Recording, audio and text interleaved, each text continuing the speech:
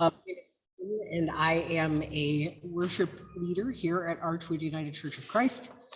Welcome to our church. Archwood UCC acts in the spirit of Christ to welcome all people and put God's vision of justice and peace into practice. Through prayer, study, and action, we co-create with God a world where all people and creation thrive and live in the fullness of life. Welcome to everybody. Our opening or our call to worship this morning is a little bit of a Zen koan, but it is by Sappho. So it is an ancient Greek Zen koan. Joking, of course, but here is what it says. As a sweet apple turns red on a high branch, high on the highest branch, and the apple pickers forgot. Well, no, they didn't forget. We're not able to reach. Thanks for coming to worship this morning. And now we're going to do the passing of the peace. So go ahead and get up and pass the peace.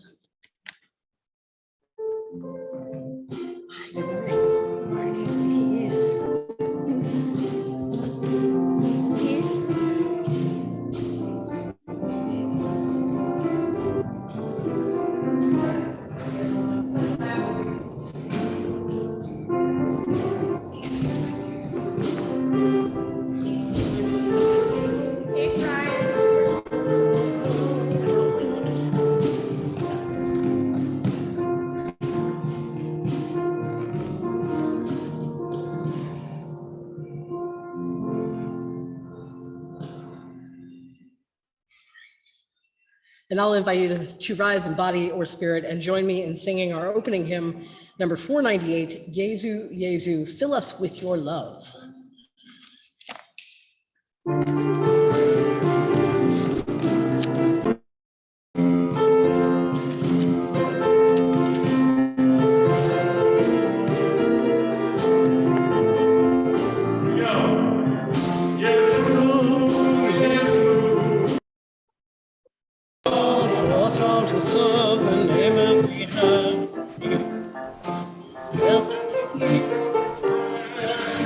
Silently washing their feet.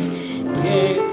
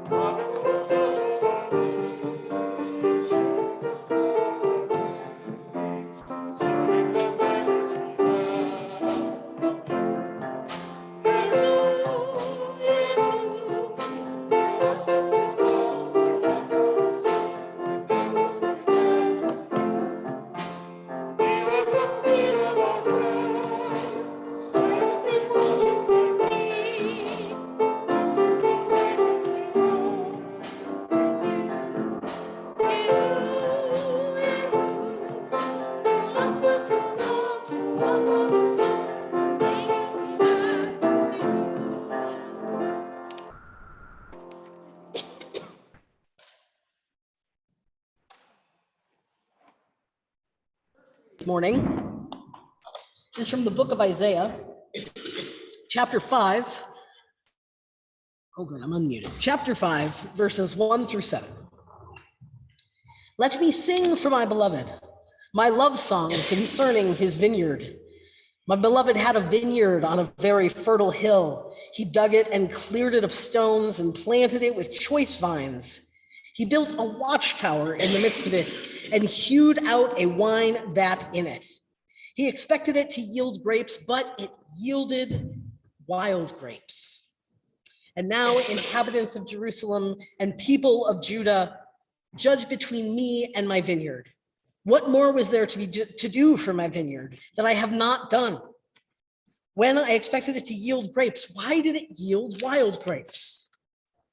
And now I will tell you what I will do to my vineyard. I will remove its hedge, and it shall be devoured. I will break down its wall, and it shall be trampled down. I will make it a waste. It shall not be pruned or hoed, and it shall be overgrown with briars and thorns. I will also command the clouds that they rain no rain upon it. For the vineyard of the Lord of hosts is the house of Israel, and the people of Judah are his pleasant planting. He expected justice, but saw bloodshed, righteousness, but heard a cry. The word of God for the people of God. Thanks be to God. Thanks be to God. Our second reading is from the Gospel of Luke, chapter 12, verses 49 through 56. Jesus said, I came to bring fire to the earth, and how I wish it were already kindled. I have a baptism with which to be baptized, and what stress I'm under until it is completed. Do you think that I have come to bring peace to the earth? No, I tell you, but rather division. From now on, 5 in one households will be divided. 3 against 2 and 2 against 3, they will be divided. Father against son, and mother against daughter, and daughter against mother, mother-in-law against her daughter-in-law, and daughter-in-law against her mother-in-law. He also said to the crowds, when you see a cloud rising in the west, you immediately say, it is going to rain. And so it happens. And when you see the south wind blowing, you say there will be scorching heat, and it happens. You hypocrites, you know how to interpret the appearance of earth and sky, but why do you not know how to interpret the present time? The word of God for the people of God. Thanks be to God. Thanks be to God. What's that? I mean, we'll see. Well, it's all a journey, right? So, yeah, we'll see. I think, yeah, as you said, from today's readings, this does not look like it's going to turn out well for us, right? It seems that these readings are discomforting, to say the least. These are not readings that are meant to have us sit comfortably and feel like we're in the lap of some kind of love that's just going to take care of us for all time and we're going to be okay. No, that's not what these readings say, unfortunately. And that's not how life is, as we know. And I think, as complex as life is these days, I think the people who are struggling the most with that cognitive dissonance are people who buy in to a particular kind of Christianity, the kind of Christianity that says that some people are, or that the earth itself, life itself, is inherently sinful, and therefore we cannot do good. That any good that happens is because of God, and anything that human beings do, or anything of the flesh, or anything of this world, is by nature of the inherent nature of sin, the world itself, every creation, sinful until we're brought back to God. And to me, that seems like a very scary paradigm to live under, doesn't it? Yeah, that sort of fearful damnation, judgment, all of that. It would be very difficult to live there. And yet these readings today, they really are not the kind of like hopeful, justice-oriented readings that we might expect. This is not the arc of the moral universe is long, but it bends toward justice. Things are burning and my vineyard isn't producing what it's supposed to. And oh my God, what's going to happen? This is right now. This is immediate. What is the point of faith right now?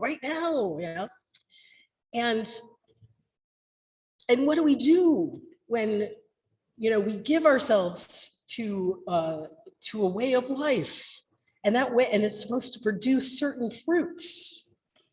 And then the opposite occurs, you know? So let's say for the folks who are living with all of that discomfort because of the theological underpinnings of how they live their lives, right? That there is a fear there that will lead to any outcome becoming a negative one, because it's living in death and it's looking toward death. Because if everything in life is sinful and the only thing that's worth living for is God and the eternal life that will follow, then are you ever truly living this life? Now, there's the psychologist Eric Fromm.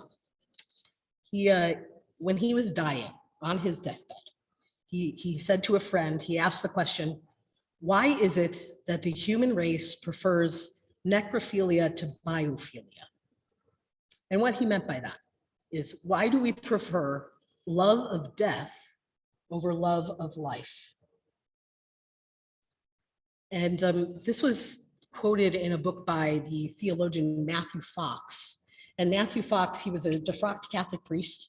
And in the 80s, he wrote a book called Original Blessing. And in this book, so we all know what original sin is, right? That because of the sin of Adam and Eve, any baby that comes into the thing, we're all going to have sin. You know, there's no innocence, right? And what Matthew Fox wants to say is that no, we're not originally sinful. We are originally blessed, and creation itself is blessed. It is God. It is of God.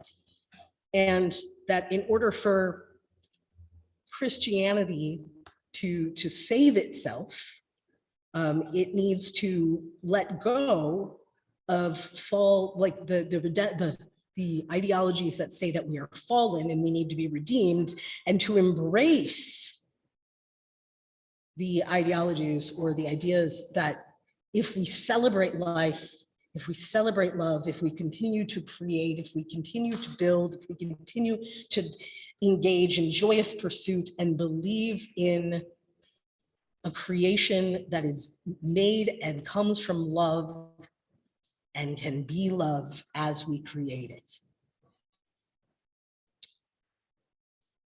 Now, he says that liberating Christianity from its patriarchal self, that is the self which says that everything is sinful, the body is bad, and it's very dualistic, and there is, that we are living in paradox. It's either one or the other. So he says that this liberating Christianity from that kind of self, from its overly introspective and fearful self, from its dualistic self and violent self, from the self that marries itself to empire, and from prophecy, and from fear of passion or prophecy or of eros. Now, this is very interesting. Eros. This is not, you don't hear the word eros really discussed in theology very much, now do you? That's not a concept that comes up. And so when it did come up, as I was reading Matthew Fox, I thought it was really kind of interesting, because I have been reading, rereading a book by one of my favorite poets and scholars by the name of Anne Carson. Now, Anne Carson, she wrote a book called Eros the Bittersweet. And in this book, she starts with Sappho. And she starts with one of the poems by Sappho, which uses a term glucopikron, which means bitter sweet or sweet bitter. This is the first time any human being had expressed this paradoxical nature of life, that to love means to embrace loss, that to reach out for something you desire means that you in fact may lose it, or that it may not be the thing that you thought it was. And she says that all human desire is poised on an axis of paradox, absence and presence, its poles, love and hate, its motive energies. And so I want to go back to our love and hate are its motive energies. So I want to go back to our call to worship today. As a sweet apple turns red on a high branch, high on the highest branch, and the apple pickers forgot. Well, no, they didn't forget. They were not able to reach. I think that one of the most difficult things about living a present life-giving Christianity, to live in the via positivia rather than the via negativia, as Matthew Fox states, that it means that we live in and with these contradictions.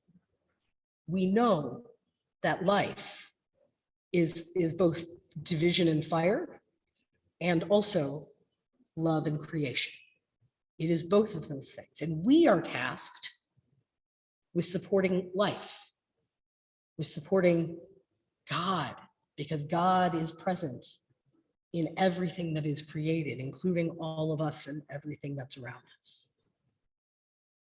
And when we live in that kind of paradox, then the sort of the ideal that we have about the love of God, that we're always trying to reach it, and it's hard for us to actually reach God and get that love that we're always kind of striving for it, that will come to you.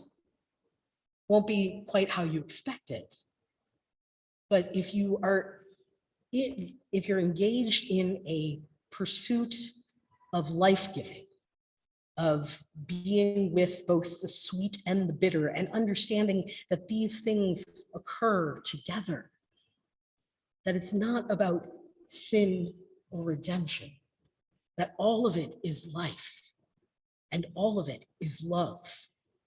And we are present in it now, with it, all the time. Okay, I see it. Now is not the time. I'm talking right now. It's okay, man. So how do we do that? I think the reading today, that Jesus is reading, it's hard. It's a hard reading to kind of get around, because it doesn't necessarily show Jesus in the best light, right? It shows that Jesus, he's saying, I didn't come to bring connection, I came to bring division. And we see that played out in our culture right now. We see the division of households, 2 against 1, 1 against 2. And a lot of it has to do with this conflict, this ideological conflict of how can the bitter and the sweet, how can Eros live in a world that has sin also happening, right? And the thing is, if we concentrate on sickness, we'll never achieve wellness. And so the trick is when we're liberating Christianity from its patriarchal self, we're also liberating it from ideas of what the end could be, or where are we heading? What is the end point?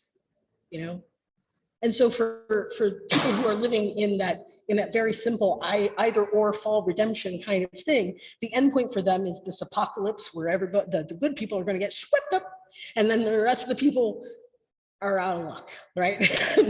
There's going to be fire and the living hell, exactly. And so for them, that's the end, and that's where they're living with themselves. Now, we all know that even if this culture somehow falls apart, that human beings will still be around, at least for a little bit. And so how do we build a new vision that is walking with Jesus, walking in the spirit of Jesus, but is separated from a paradigm that says that we're all leading towards sin unless we are redeemed. Because we are already redeemed. We are already redeemed. We just need to accept it. We need to accept that love from God. It's on that highest branch. And if we don't forget, we can go and pick it ourselves.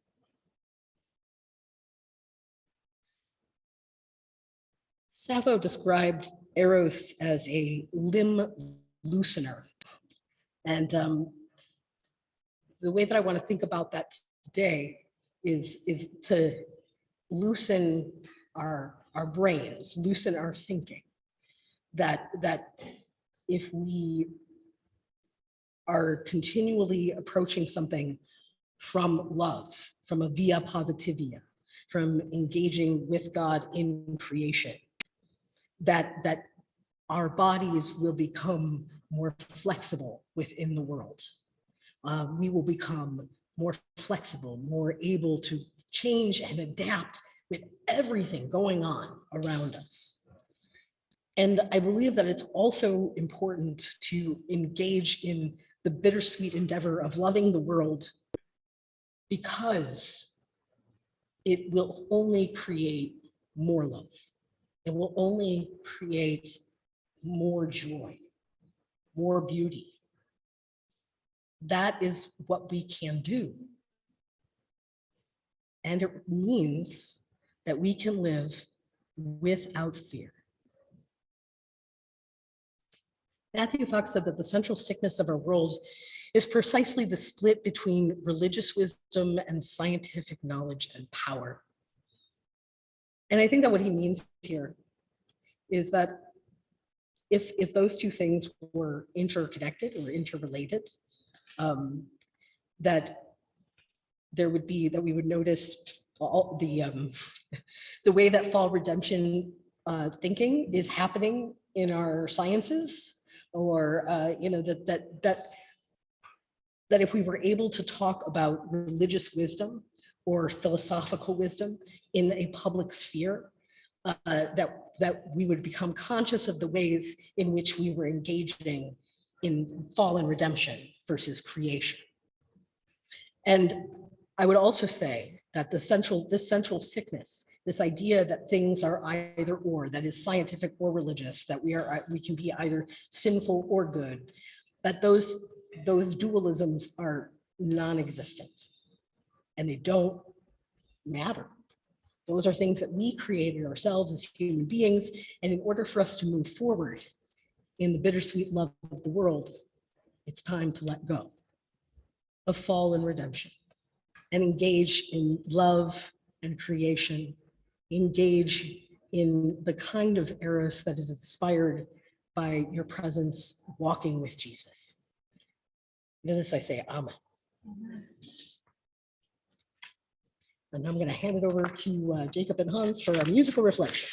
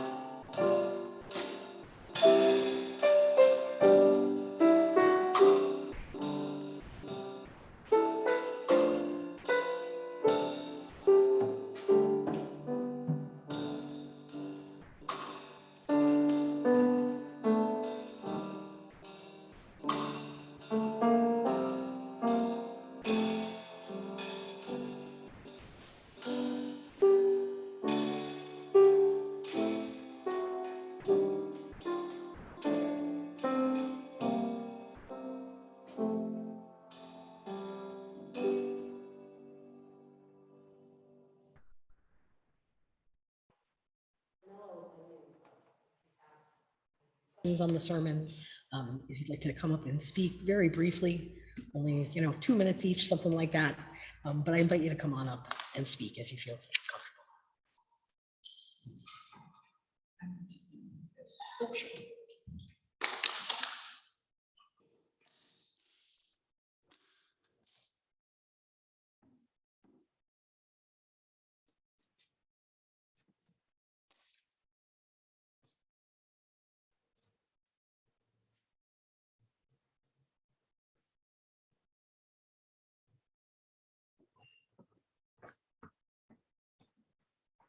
Well, today is every day, really. It's a good day to talk about dualism when we had the issues we had or having with the building and people on the portico.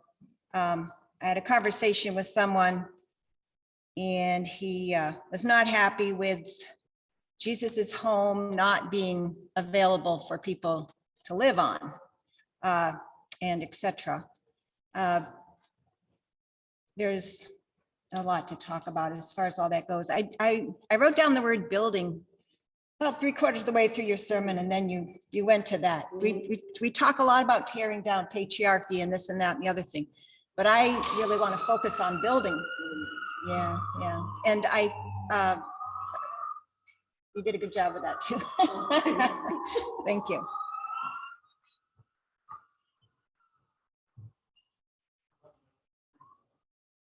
You can briefly.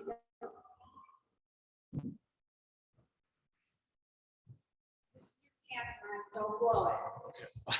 Wow, I got a lot of stage fright. I feel like the whole world's watching me. Anyways, yeah, I learned a lot being in jail and prison, psychiatric hospital. I was like, you just gotta I mean, people, I felt like everybody was the same. Like when I ended up in a mental hospital, everybody was thinking the same thing that I was thinking, and it wasn't like that. It was like, okay, everybody's different. Everybody's got their own problems. And, I didn't think I'd get out of it. I thought that I saw no end in sight, eternity of pain, fear, and darkness. But somehow I found my way to this religion and found my way here. And I think I'm going to be all right. I think I'm going to be all right because, I just keep coming here and just being optimistic, and that's all I gotta do. That's all I gotta say. Thank you, Ryan. Thank you very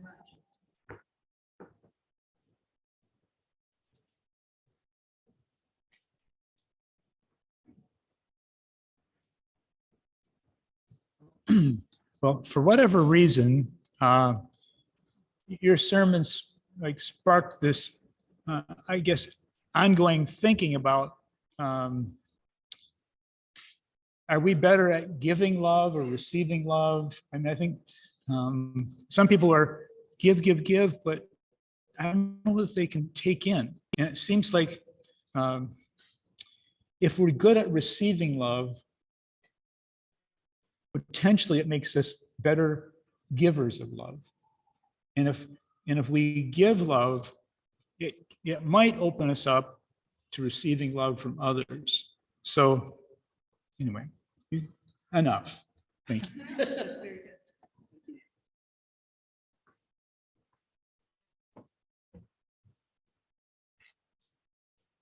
Well, this message reminds me of extremes, right and wrong, good or bad. And it occurs to me that there isn't enough, to me, discussion about the in-between.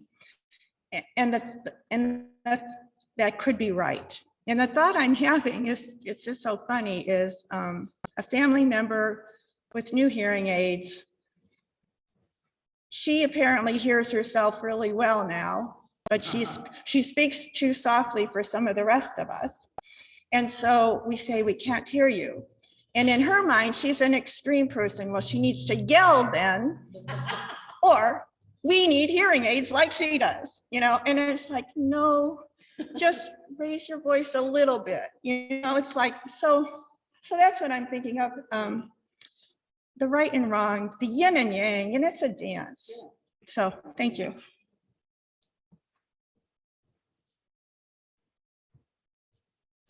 So, thank you, Aiden, again, for your always thoughtful reflections. It's interesting for me because we've had some very positive things happen in my family. And so now I find myself both grateful for those positive things and waiting for the other shoe to drop. And you all know how I love shoes. So it's no small thing that I'm waiting for the other shoe to drop. And I recognize that. And I recognize that on my way here, while I was chiding myself and probably trying to self-shame about shame on you for waiting for the other shoe to drop. You know, ye of little faith, and all of those negative Bible phrases that we can appreciate in times like this. So as I, was aware of some of the issues that we're having, I was also coming up saying, well, I have nowhere to park. And so it was kind of like going against my other shoe dropping until I realized, in my, I call it stupiditude, that there were no places to park because so many people were in and out getting fruits and vegetables for our sale. So I thought, gee whiz, here I am, wanting that spot to be open for me so that, blah, blah, blah. Anyways, I do go on a little bit there, all to say that sometimes, we have seen the enemy and they are us. And so I kind of say that of myself, and I'm hoping that I can appreciate and be in the moment. So thank you for reminding me of that important skill.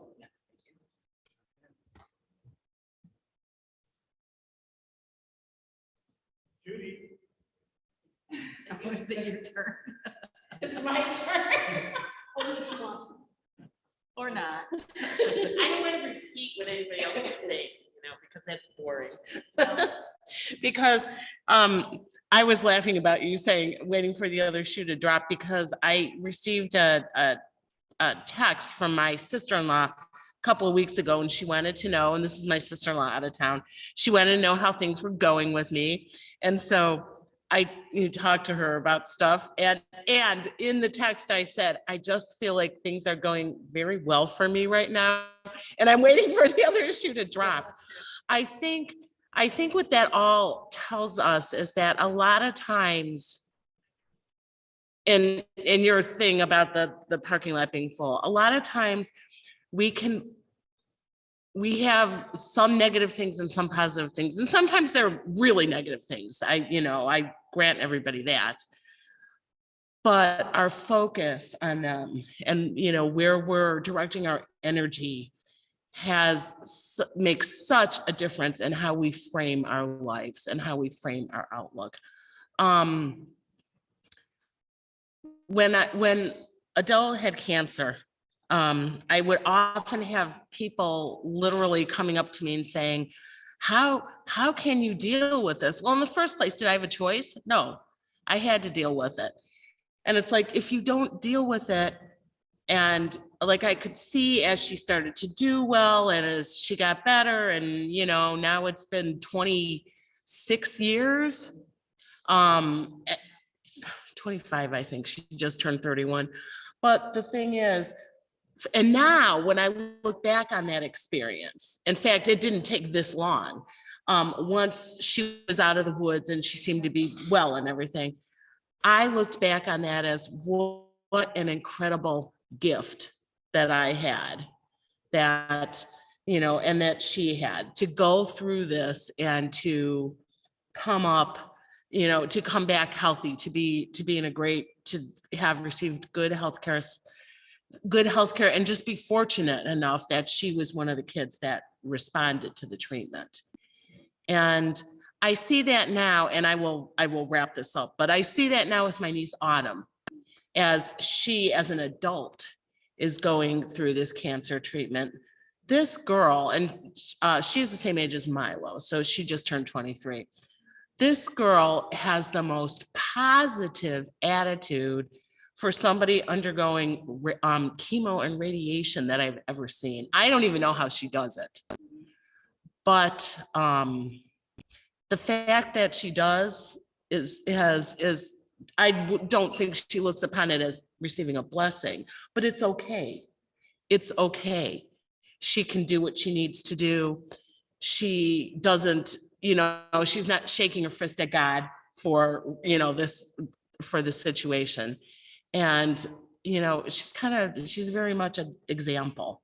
So thank you.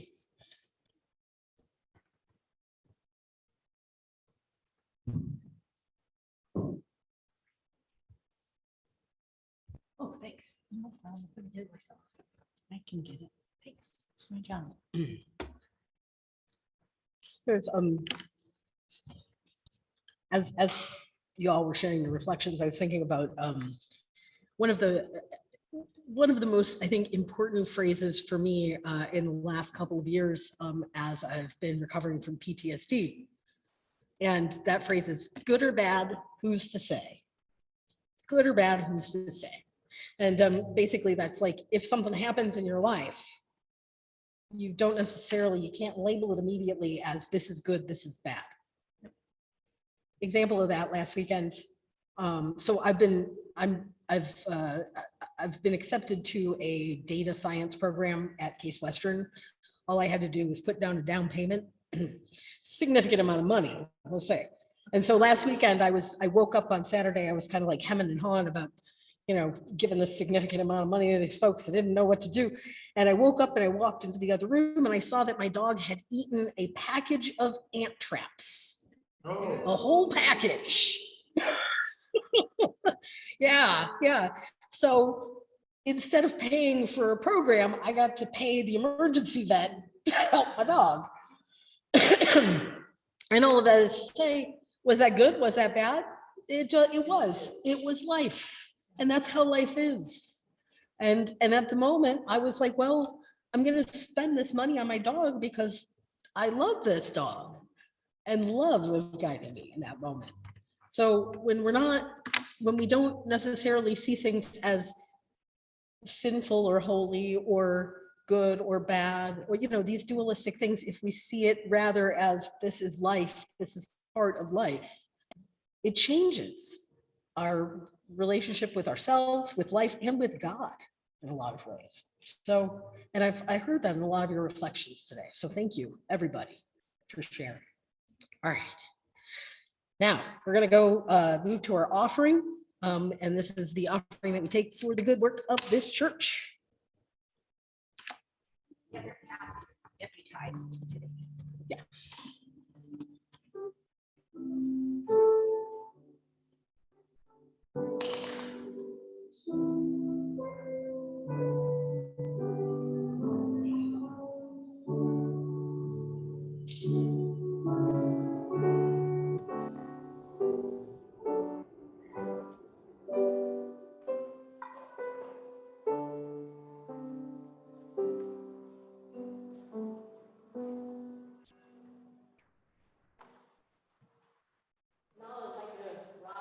Sing the thanks for the offering with me.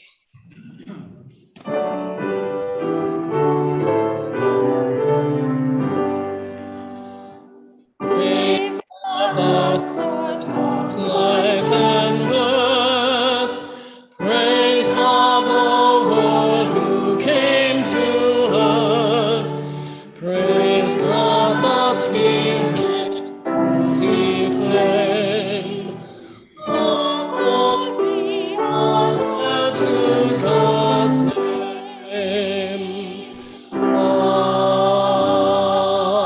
Amen. Please be seated. We will now enter our time of prayer. As we enter into our time of prayer, we're going to sing the invitation to prayer twice together. God,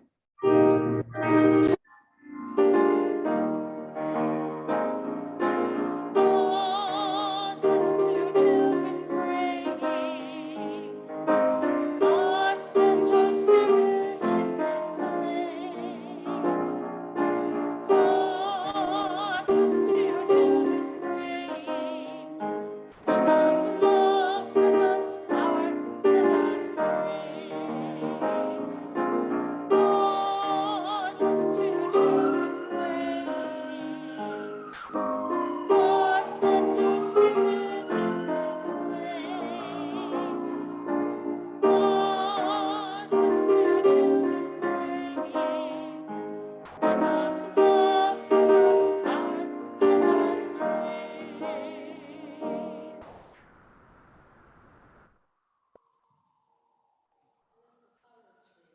and start with a prayer for whatever's going on there. Just pray. God hears our prayers. And now I invite you to come on up and share your prayers with us. And at the end of each prayer, we will say, God hears our prayers. Thank you.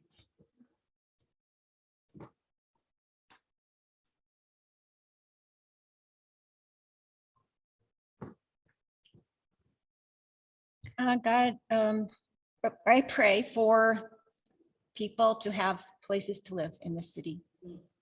And that instead of a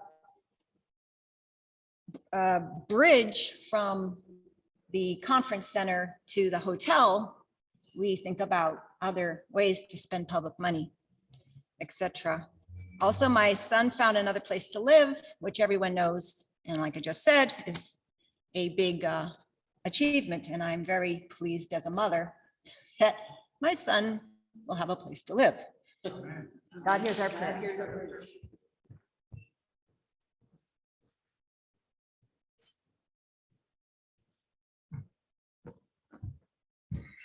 I used to think I was pure evil, and when I ended up where I was at in prison and psychiatric hospital back in from like 2011 to like, well, it was a gradual thing. But anyways, I mean,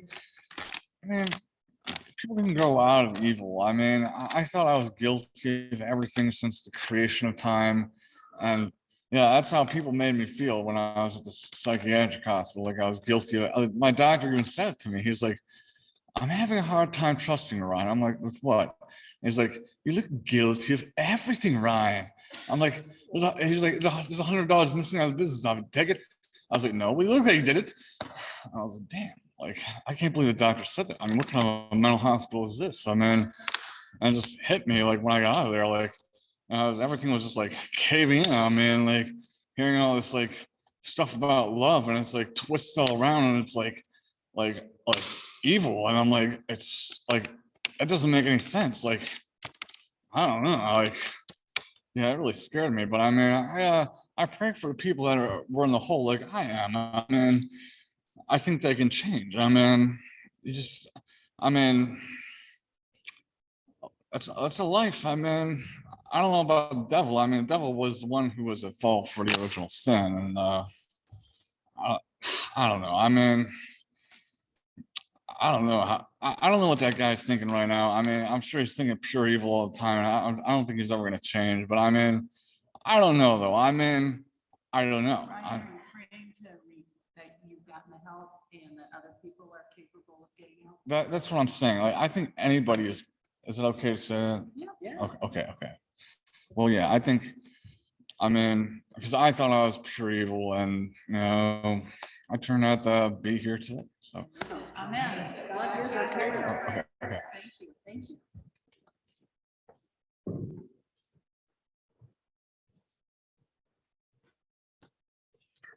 Before I give my personal list of prayers, I also would like to add to what Kathy said and say that I'm praying for help for us as the church and for Julio de Borges as the owners and stewards of the building to get some clarity on, what we can do when we have situations with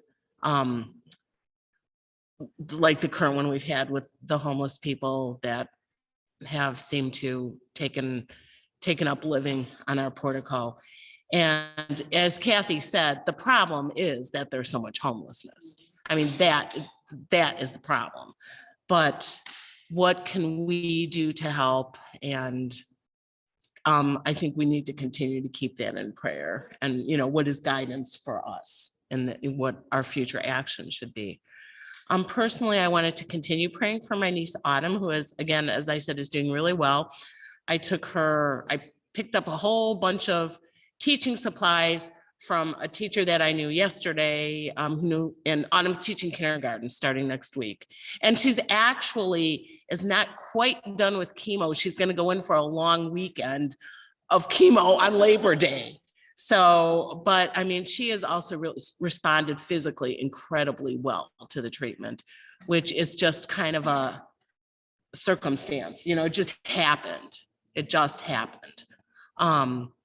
So prayers for her as she starts her school year, and for all teachers and students as they start their school years. And also for my nieces, Natasha and Maggie, with their various medical issues. I feel like there's, and that was it. I was like, who else do I need to pray for? It's Marsha. For Marsha, and I know Lucky is home with her. I feel that Marsha must be feeling better because I haven't heard quite as much from her lately.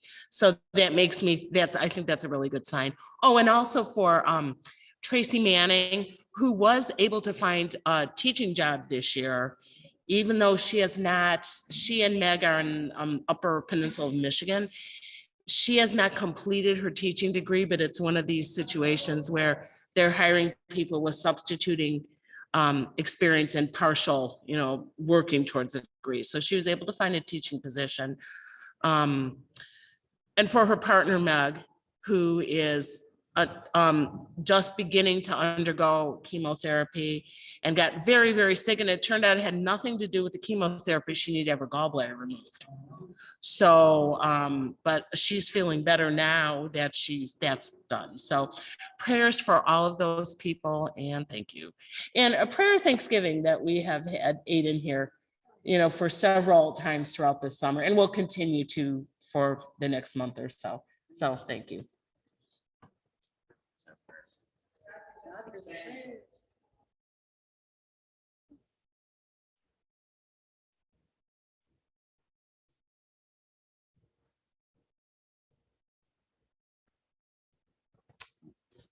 Well, I would just ask for prayers for Anne Marie and her mother who has cancer. And it's interesting how Anne Marie's dedication or stick-to-itiveness, that her relationship with her mother is maybe as good as it's been for a long, long time. So in some cases, just keep on loving. It may pay off, who knows?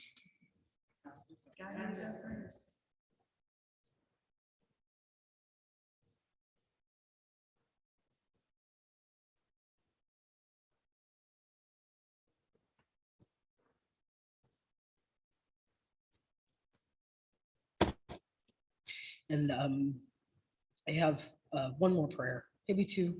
The first prayer is, I don't necessarily believe we have a homelessness problem. I believe we have a greed problem. A greed problem, because we have enough money to, people are saying, let's build a new studio or new stadium. Let's go ahead and build a bridge.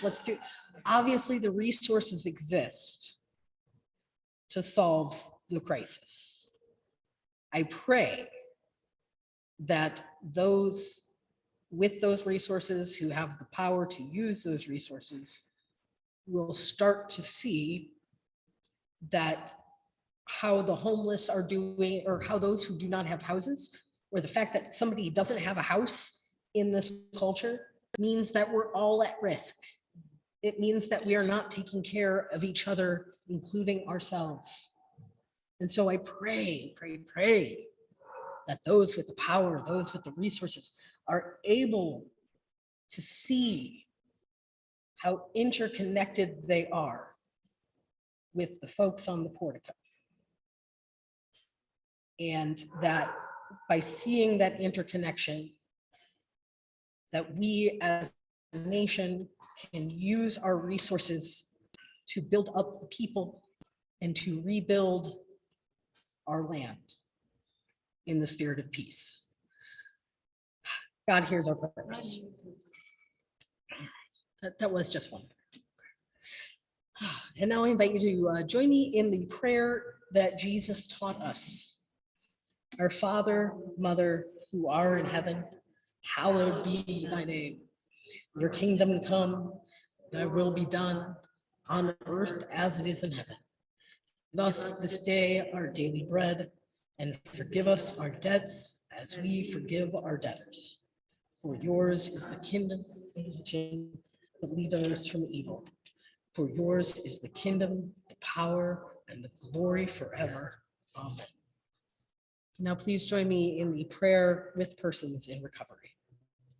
Our Mother, Father, within and among us, abundant are your forms. May new day come, our spirits one with earth, as yours is among us. Give us this day our daily abstinence, and forgive us our relapses as we forgive ourselves, one day at a time. And lead us not into temptation, but help us walk our paths. For ours is the earth to tend and cherish, in power and spirit, forever blessed be. Amen.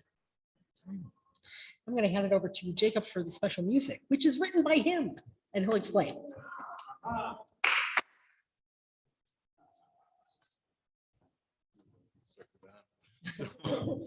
Yeah, hi everybody. Today, so in keeping with today's theme, I'm currently writing a chamber requiem for my school and an ensemble at school. And so this is one of the movements. I'm studying the text from the Liberame. And so this is some sketches from that.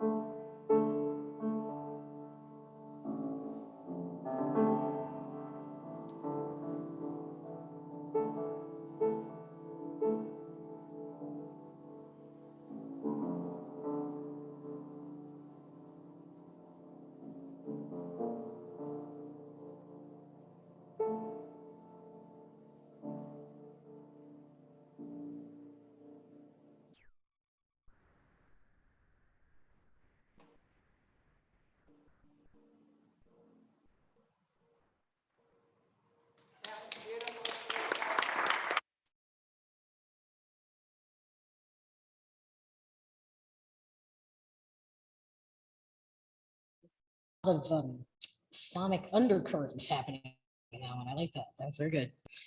As we conclude our worship service this morning, are there any announcements for us? Oh, shoot. Just gotta stand over here. I don't think I have to say anything about the fruit and vegetable sale because we've heard all about that, but it is going on. The next announcement is good news, but I wanted to make it, there's a lot of people that aren't here today, so I'm going to repeat this next week. So as many of you know, we've been looking for a new, an additional worship leader or worship leaders as Jonathan is gone for the year and Aiden is no longer going to be leading us regularly. So, the governing body received resumes from people and extensively interviewed a couple of people that we really liked. So we will be having we have two new women worship leaders this time. So that's a little bit of a switch for us. So the Reverend Kate Walsh, who is an experienced minister in the UCC and was looking for an opportunity, somewhat like Archwood, something new where we're going in a new direction. And we're looking at the whole idea of worship and faith in a different way. She is going, and George is continuing to be with us. So George is still in place, but she will be leading us twice a month. This will start in October. And for the Sundays the months that have 5 Sundays, we've also are hiring a younger woman who's a chaplain, Jonathan, and knows Jonathan a little bit, named Sarah Koch. And so she will be leading us one of the Sundays every month where we have 5 Sundays. And she will also be, if we need a pulpit supply, when someone is out or something, she will be our first call for pulpit supply. So we're very excited about this opportunity and, you'll get to meet these people and hear more about it in the weeks to come. Thank you. That is very exciting. Yeah, it is very exciting. Last week, I mentioned that there's boxes of stuff in the basement, and we are got rid of everything except one box is full of heavy metal things. And Judy, if you take a look at that while it's down there, instead of me dragging it all the way up, that'd be helpful. The Boy Scout stuff, I looked on eBay and even though it's pretty cool looking old stuff, there's a lot of Boy Scout stuff out there. I gave it to my neighbor who's a Boy Scout leader and he was very excited about receiving it. Yeah, so that was great. Another thing I found was historical sketches of our 25 churches and missions and their work in missions - local growth and social life with full directories of members, January 1, 1896. Wow. The first mention of Archwood is Archwood congregation. Archwood Avenue Church was the first church founded within what are now known as the city limits. And there's I want to read just the first couple of sentences. Congregationalism in Cleveland is the name of this chapter. A brief outline of what it is and how it has worked by Henry M. Ladd. Congregationalism has been defined as sanctified common sense. It is the Bible put into practical use in church life and work. It has no peculiarities except those which inhere in freedom by truth. And that whole preface is pretty interesting. And then there's a picture of Archwood Avenue Church at that time. The oldest of the congregational churches in Cleveland has already passed its 3/4 centennial, having been organized July 25, 1819 by missionaries of the Presbyterian Church with 6 members. This is a very interesting book, and if anyone wants to borrow it and bring it back, which I don't expect, but they can. It's ours, and I'm going to put it over there. That is really cool. Thank you. Any other announcements?